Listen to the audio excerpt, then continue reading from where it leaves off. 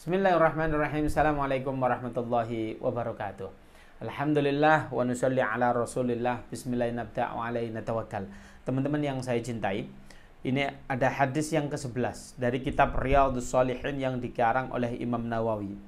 Yang mana hadis ini diriwayatkan oleh Abi Abbas, Abdullah bin Abbas bin Abdul Muttalib, yaitu salah satu sahabat yang mana sahabat ini yang didoakan secara spesifik oleh baginda Nabi. Apa doanya? Allahumma faqihu fiddin wa 'allimhu fit ta'wil. Ya Allah, jadikan dia itu faham tentang agama. Wa 'allimhu ta'wil, dan ajarkan dia itu mampu memahami tafsir dari Al-Qur'an secara baik. Nah, ini doa spesifik yang dilakukan oleh Rasulullah terhadap Ibnu Abbas. Apa dikatakan di sini? Fima yarau an rabbahu. Bahwasanya hadis ini diriwayatkan oleh baginda Nabi Muhammad SAW. Dari mana? Dari Tuhannya. Maknanya ini adalah hadis qudsi.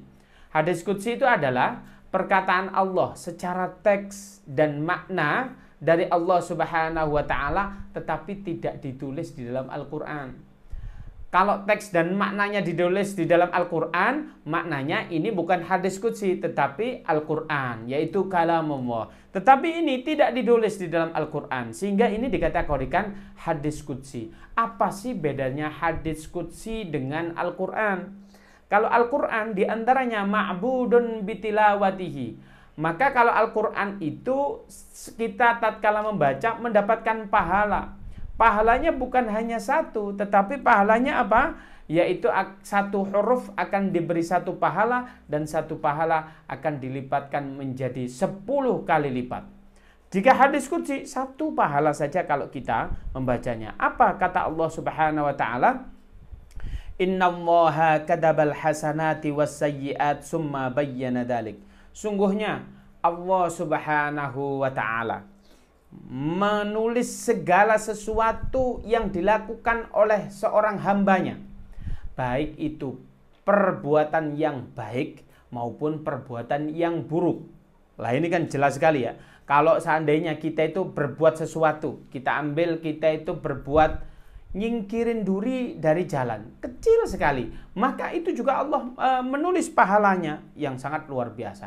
Kalau kita berbuat buruk, juga kita akan ditulis oleh Allah Subhanahu wa Ta'ala.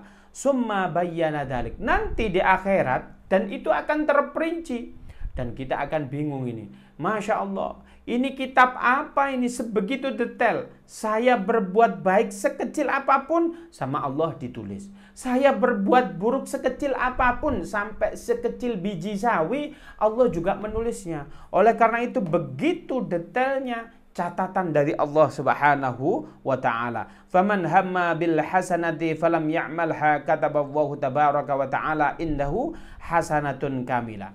Apabila, nah ini diterangkan, ini enak sekali ini. Apabila seseorang dia niat melakukan suatu kebaikan dan dia sudah berusaha tetapi tidak jadi dia melakukan kebaikan itu, maka kata Allah Subhanahu wa Ta'ala, maka dia akan ditulis satu kebaikan pahalanya full, satu paket. Nah ini enak ya. Kalau kita ambil contoh, kita itu mau melakukan taklim. Kita sudah niat, oh habis asar ini saya mau ngaji tilawah. Kita mau mendengarkan tausiah dari salah satu ustadz yang hadir di musolah kita. Maka niat kita sudah luar biasa. Tetapi pas hari itu juga ditakdirkan ustadznya tidak datang. Kita kan nggak jadi taklim, kita kan nggak jadi ngaji, begitu ya. Maka kata Allah Subhanahu wa Ta'ala diterangkan di sini, maka kita ditetapkan oleh Allah mendapatkan pahala yang lengkap seperti halnya orang yang melakukan taklim beneran. Lah kita kan nggak jadi ngaji, tetapi pahalanya tetap. Itulah kata Allah Subhanahu wa Ta'ala, barang siapa yang serius sungguh-sungguh merencanakan suatu kebaikan, tetapi dengan izin Allah dia tidak jadi melakukan karena udzur syar'i, maka dia tetap mendapatkan pahala yang ditulis secara sempurna oleh Allah Subhanahu wa Ta'ala. Wa in hamma biha fa'amalaha kadabahu asran hasanatin ila sab'ina di'fan ila ad'afin katsira. Dan dikatakan di sini, apabila seseorang dia melakukan pertama dia niat kebaikan, kemudian dia berusaha melakukan dan dia betul-betul melakukan kebaikan tersebut. Dia niat taklim ba'da asar dan dia berusaha ke masjid dan dia di masjid melakukan taklim betul.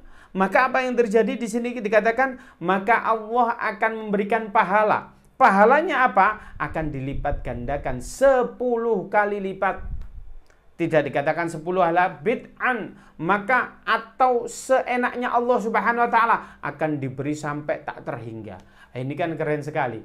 Kalau kita sudah niat, ternyata biidznillah dengan izin Allah kita tidak bisa melakukan, tetap mendapatkan pahala. Tetapi kalau kita niat karena Allah Subhanahu wa taala dan kita bisa melakukan, kita akan mendapatkan pahala dan dilipat gandakan menjadi 10 atau 700 kali lipat ataupun tak terhingga. Ini kan luar biasa sekali.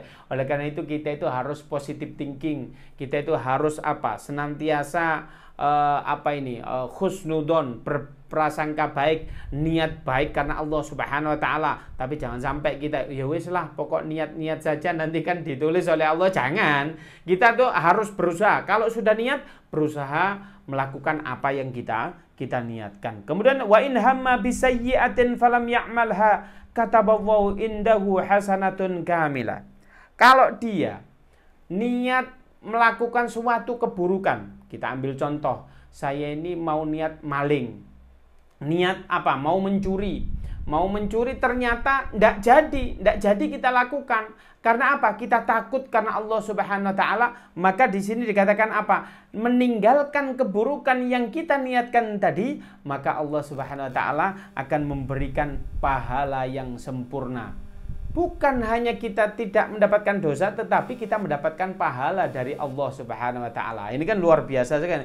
Wa in hamma biha fa'amaliha kataballahu sayyi'atan wahidatun. Tetapi kalau kita niatnya sudah buruk, niat kita itu mau nyopet, kemudian kita lakukan copet tersebut, maka kita kata Allah Subhanahu wa taala dikatakan apa? Kita akan mendapatkan dosa hanya satu saja apa yang kita berbuat. Oleh karena itu di sini ada 4 golongan orang. Yang pertama, apabila dia seseorang itu niat karena Allah berbuat baik, tapi dia nggak jadi melakukan, dia tetap mendapatkan pahala yang sempurna.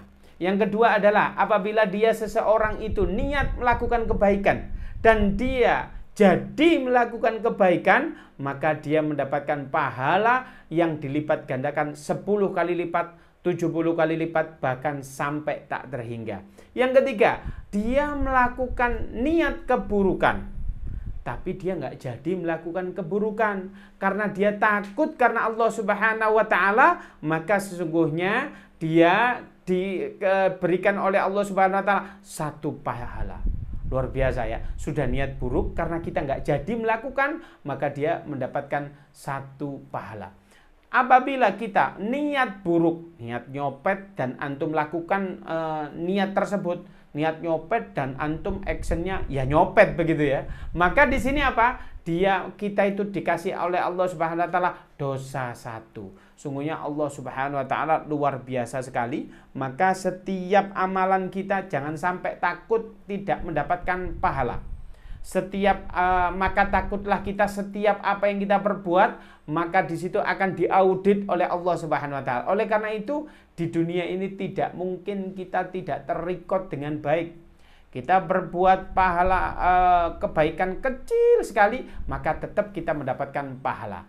Kita melakukan suatu keburukan sekecil apapun, kita juga tetap ditulis oleh Allah Subhanahu wa taala. Oleh karena itu tidak ada satu tempat pun, tidak ada satu waktu pun yang lepas dari kontrolnya Allah Subhanahu wa taala. Oleh karena itu, ayo senantiasa kita yang pertama, selalu niat untuk kebaikan. Yang kedua, berusaha merealisasikan niat dari kebaikan kita sehingga kita mendapatkan pahala dari Allah Subhanahu wa taala. Barangkali itu yang bisa saya sampaikan. Saya akhiri. Assalamualaikum warahmatullahi wabarakatuh.